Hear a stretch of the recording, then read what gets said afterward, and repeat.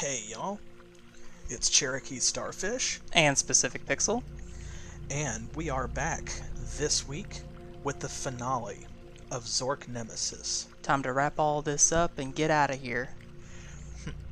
Yeah, we've been through quite a bit, some fiendish puzzles and a lot of fascinating FMVs, all of these different documents that we found in photographs, and actually, because this is the very end, I want to show off one or two little things about the game before we bring it to a conclusion. There are, as there are in many video games, a couple of hidden Easter eggs in this one. Quite a few, if I remember correctly. Yeah, now I don't know all of them.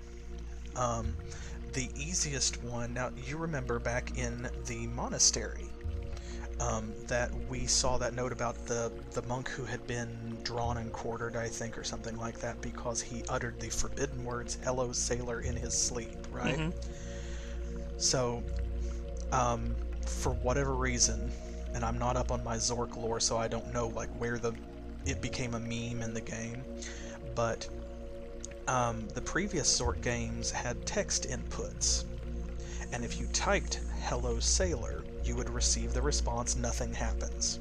Okay, so in Zork Nemesis, if you type in "Hello, sailor" at any point, nothing happens here. the Oracle lets you know that nothing happens. And I think she says something a little bit different in a couple of other areas of the game, like in the conservatory. And there's some things like this, like for example, if you type in CHLOE, Chloe, it teleports you here, back to the library. Remember, this is interview with a Gru, right? Mm-hmm. And you get this hidden picture of one of the developers, interview the Drew in his natural habitat. That's a very fun Easter egg. I love when developers put stuff like that in there. And I don't know what all of them are, unfortunately. But I know that there are several like that throughout the game. Let's see. There is... I think it's mostly like people's thanking their kids or their significant others for supporting them during the development of the game, that kind of thing. But I don't know the story of all of them. I'm not 100% up on like what all of them do. Those are the only two that I think I know by heart. Well, we don't want to show everything. We want people to go play this game. Well, exactly. Yeah, but I want to show off that like those are in there so that people will go hunting for them. And of course, this game came out in 1996, so like I'm sure that there's a list somewhere. Oh, definitely. Absolutely, that people can go find. Here we go. We showed you this back at the very beginning, right? That you can turn the fountains off. This one we turned off because it's got this hand on it. So now... Yep, we are returning back to this. We're going to put Lucian's ring here. Fun note, at this particular point in the game, if you try to go anywhere else in the Temple of Agrippa, you die. Yep. The alchemists get you, basically. Or the curse does, or what have you. Okay. So... here we are. The hidden crypt. You can see the fountains sort of like replicated down here, these same structures. Don't think that there's a whole lot of exploration to be done in this room. Here we go. The greatest achievement in science and medicine, in religion and law, give us nothing if we have not love. For power without love can only bear the fruits of infamy, I think is what it says. Mm-hmm. Yeah. Love is the Final catalyst. Yes, the final catalyst to open the secret of alchemy. Only the fire of heart and of soul may hope to enter here and survive. There's nothing on that side, so... So take that, Sartorius. Yeah, because of course, he poo-pooed and thought that he had actually proven that love was not the case. Okay, so let's see.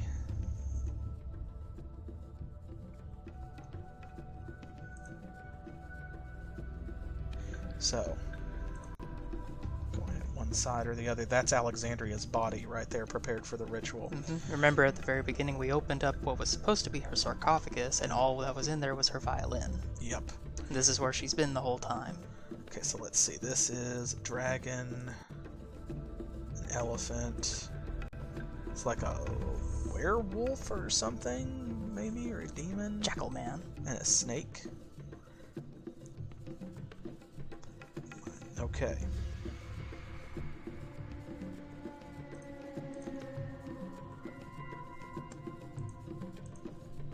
Okay, so here is Alexandria's sarcophagus, right?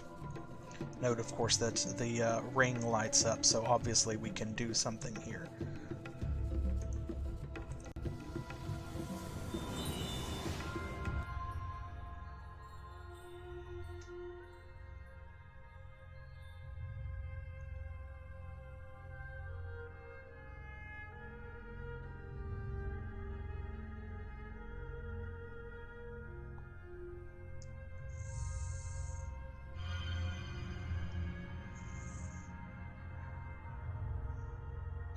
And there we go, through the power of love or something.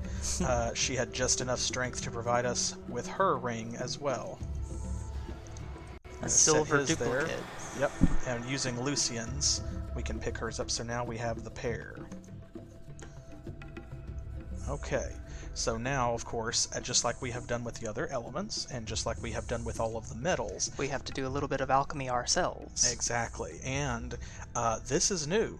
There are clues here, of course, to solve this puzzle, but there's no one to help us. We've had no exploration for this particular laboratory, which means unless we've been paying very close attention to everything else, it kind of throws you into it. It kind of does, because what you have to do is use the clues that you've learned from the other laboratories and the other purification processes to kind of go through here and see what you need to do.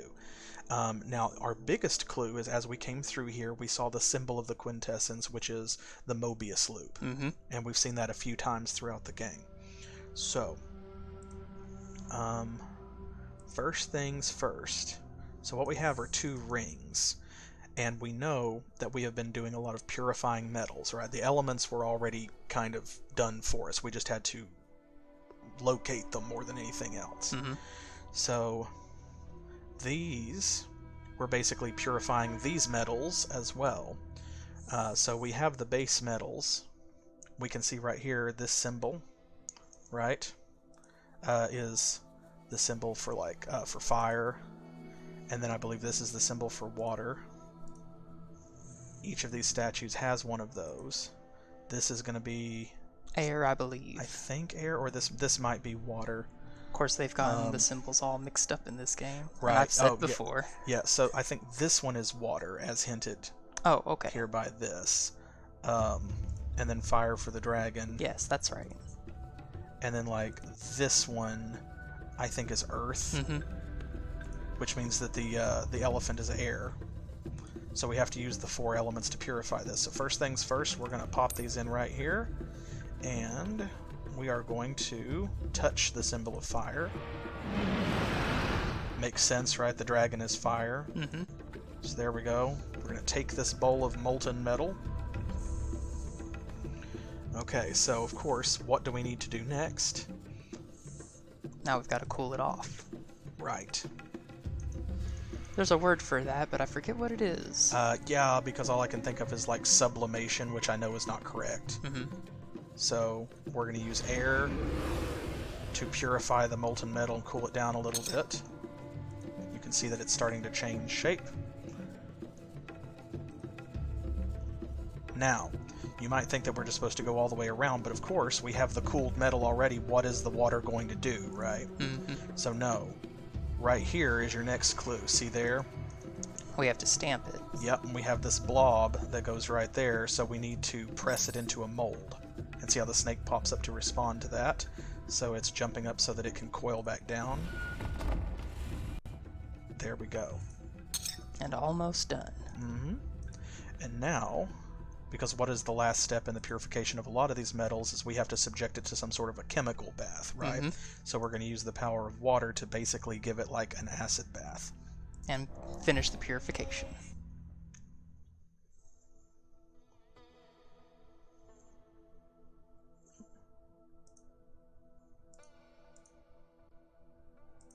Well.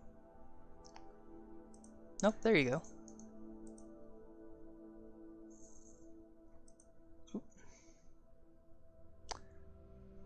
Oh no, have we misstepped? Oh, no, there is a thing. I think. Like we have to go back and get an item that we have to put in the Wolfman's hand to make him break the sphere, if I remember correctly. And one of the other ones has got it.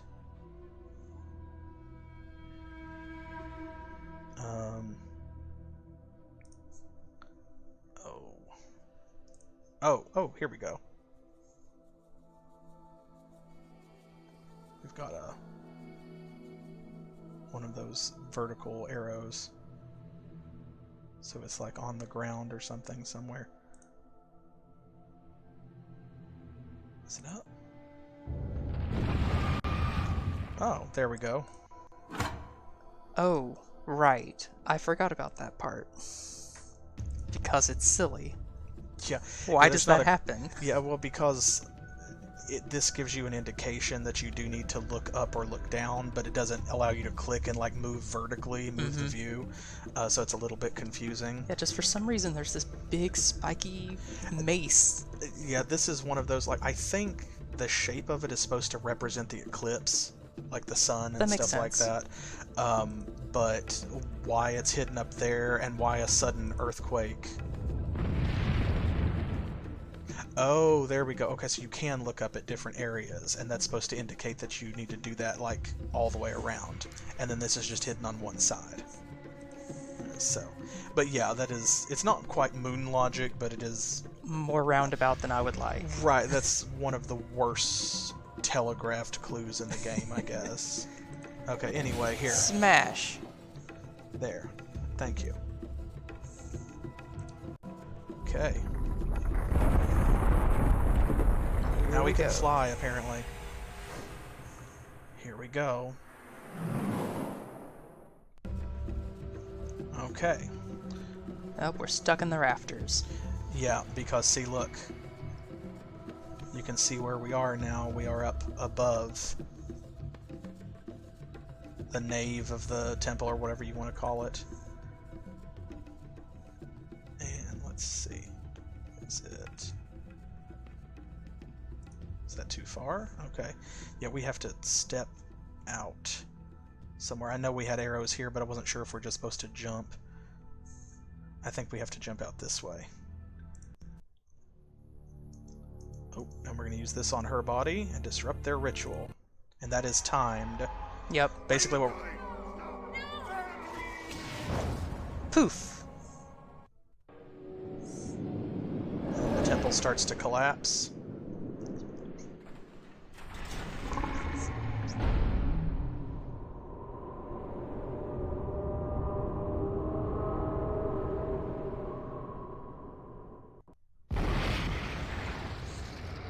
Oh, they're not cool. They looked at the explosion. The nightmare is over. We have to get away from here. Wait. Come with us. She's right. I mistook you. We have more than destiny to thank. We have you. Stay with us, my fool. My friend. We are the same blood. You have no nemesis here.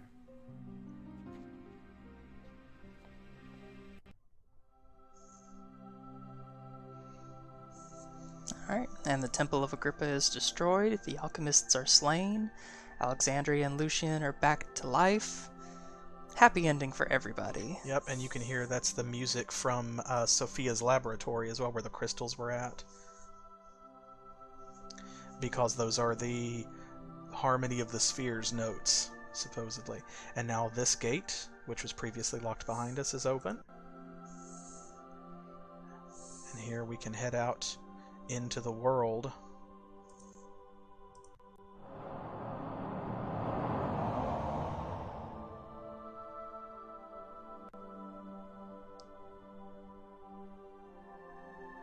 Ta-da! And that is Zork Nemesis. Yes, and thank you to all of these wonderful actors. Thank you to all of the devs who participated in making this game, which was a little bit controversial in its time because of some of the cutscenes and some of the darker sequences and things, which again, of course, received some mixed reception, some criticism for some of its puzzles and so forth. There's one or two places in here where things get kind of dark. Yeah, Kind of gruesome. Absolutely. But it's absolutely a great game. And, of course, we have not shown you everything in the game. Oh, not at all. Because one of the things that we did is we skipped all of the deaths. And honestly, as frustrating as it can often be to take a death in a game, especially in a point-and-click game where sometimes they can be dodgy with checkpoints and so forth, and you don't know when you die, or if you fail a puzzle, like how far back it's going to reset you if you haven't saved, that kind of thing. Right. You know, that can be frustrating, but in here it's worth it because of all of the funny stuff that they say. Like, I kind of wish now in retrospect that we had actually shown off the death where when they try to give you the supposed potion of eternal life, right? And if you drink it, then you take a death there. Yeah, they make fun of you and everything. It's great.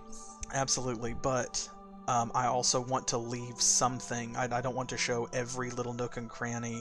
We don't want to show absolutely everything the game has to offer, because we want to encourage you to go out and play it. Just please go out and experience all of this for yourselves. It's such a delightful game. Yes, and play the rest of the Zork series as well. Play the original Zork, play Return to Zork, play Grand Inquisitor, and if you want to see us play more Zork games here on the channel, then please let us know as well. Yeah. You can tweet at me, you can hit me up on Facebook or Pillow Fort, and you can also, of course, go to my YouTube channel and give a like and subscribe there if you aren't already, and let me know in the comments what you thought of this special series featuring SpecificPixel, my wonderful husband, who I thank for being here and participating. These are very trying times, and I hope that, as short as it was, that this short series of videos has entertained you and kind of lightened the mood during the pandemic crisis. I hope y'all are washing your hands and taking care of one another. Yes, please be careful, everybody. And I hope that you will come back for our next video. If you're not already subscribed here on Twitch, then you can catch me on Thursday at 7 p.m. Eastern Standard Time, which is US and Miami time here in the US, or New York and Miami time, for Titan Quest. You can also come back on Saturdays at 7 p.m. Eastern Standard Time for Might and Magic 7, which is great fun. I'm having a blast with both of those series, bringing them to you. And I hope that you will continue to join us on Mondays as well, because now that we have finished with Zork Nemesis, SpecificPixel has generously decided to continue doing this with me, continue helping me to churn out some entertaining content for y'all. This has been great fun. He has decided, in honor of the remake making such a splash, to attempt his first playthrough of the original Final Fantasy VII. Boy, are you guys going to be in for a treat too, because this is one of those games where I know everything about it and I have never played even once. Everything you know is hearsay. So buckle up is all I'm going to say on that one. Absolutely. So I hope that you'll join us for that. Thank you again to SpecificPixel for being here. Thank you to the cast and crew of Zork Nemesis for making this wonderful game. And to all of y'all for being here, as always. Thanks for playing.